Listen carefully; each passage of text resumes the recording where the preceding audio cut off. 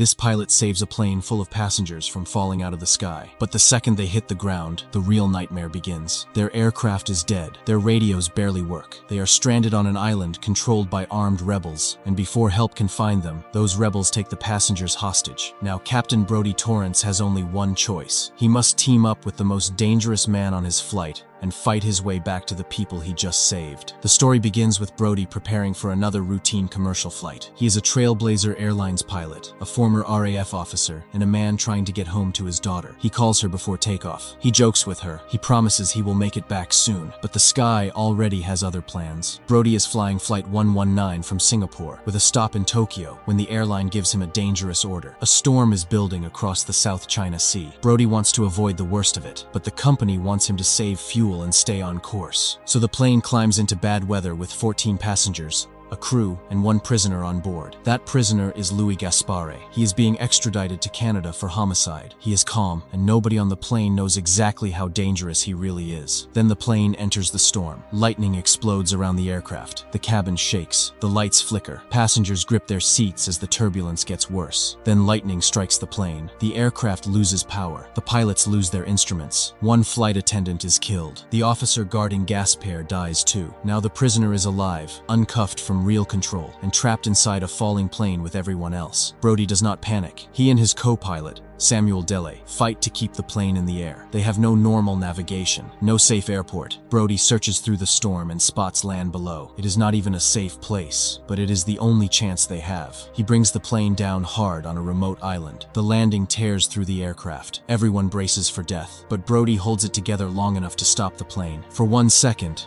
the passengers think the nightmare is over. They survived. The pilot saved them. Then Brodie looks around and realizes survival has only moved them into a worse trap. They have landed on Jolo Island in the southern Philippines. The area is isolated, hostile, and outside normal protection. The plane is damaged. The radio is weak. No one knows exactly where they are. And somewhere beyond the trees, armed men control the land. This is the kind of trap that breaks ordinary men. The passengers cannot walk through the jungle safely. The location is too remote for a normal rescue, and the prisoner sitting nearby may be the only person on board who understands what kind of place they have landed in. Brodie studies Gaspare and sees the one thing nobody wants to admit. If armed men come out of the trees, good manners will not save them. Experience will. Back at Trailblazer headquarters, the airline realizes Flight 119 has vanished from normal tracking. The crisis team scrambles for answers. David Scarsdale, a crisis manager, takes control. He understands the truth faster than everyone else. If the passengers are on Jolo, waiting for local rescue could take too long. So he hires a private mercenary team to get to the island before the wrong people find the plane first. But on the ground, Brodie does not know any of that. So he makes the one decision nobody else wants. He takes Louis Gaspare with him into the jungle. Gaspare is strong, calm,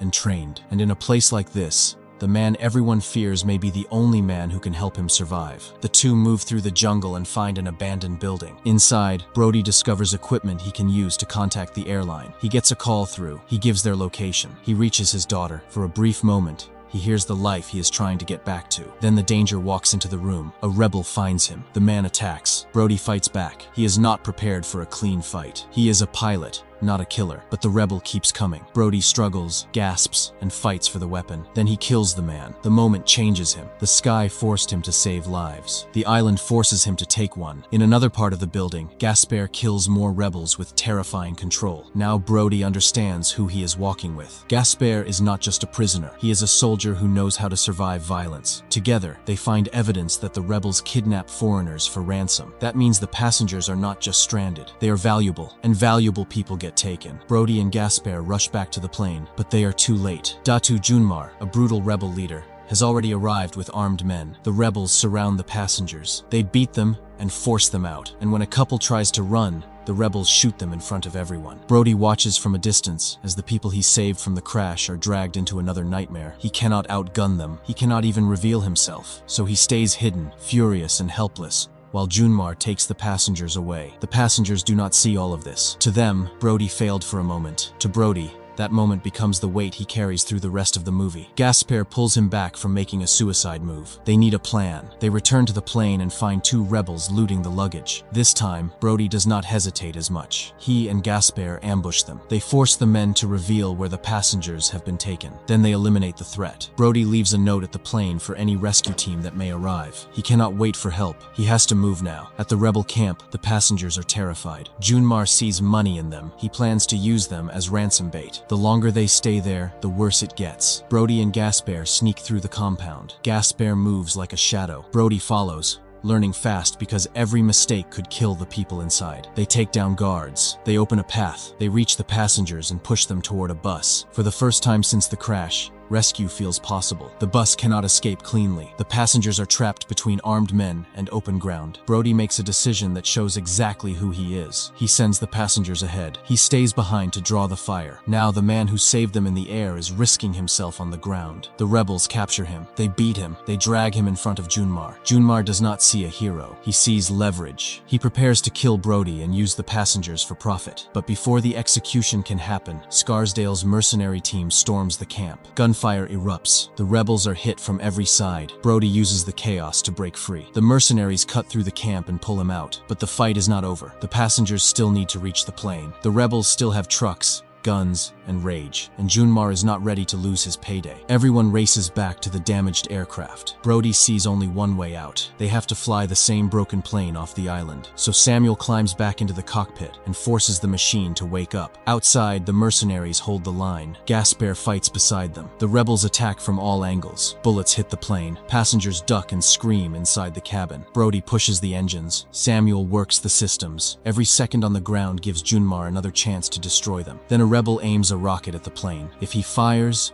everyone dies. Gaspare sees it. He chooses not to board. Then he disappears into the jungle with a bag of ransom money. He saved them, but he is not going back to prison. Now the plane moves. Junmar comes after it with another weapon. Brodie commits to takeoff. The damaged aircraft barrels down the broken strip. It should not fly. It barely has enough runway. But Brodie refuses to stop. The passengers are finally in the air, but the plane is still wounded. It cannot go far. The engines struggle. The systems are failing. Brodie searches for one final place to land. Trailblazer guides him toward Siasi Island, where emergency crews are waiting. He brings the aircraft down one more time. This landing is not graceful. It is survival. The plane touches down hard, but it holds. The passengers escape. The wounded are treated. The nightmare finally releases them. Brodie steps out alive, exhausted and changed. Then he calls his daughter. This time, he does not promise he is coming home because it sounds comforting. He says it because he has dragged himself through the sky, the jungle, the rebels, and death itself to make it true. By the end, he has crash-landed a dying aircraft, killed to survive, trusted a convicted prisoner, fought armed rebels, and saved the passengers twice. If you want more intense, edge-of-your-seat movie recaps like this, hit subscribe. The crash is only the beginning. The real story is about a man who gets everyone down alive, then discovers the ground is even more dangerous than the storm.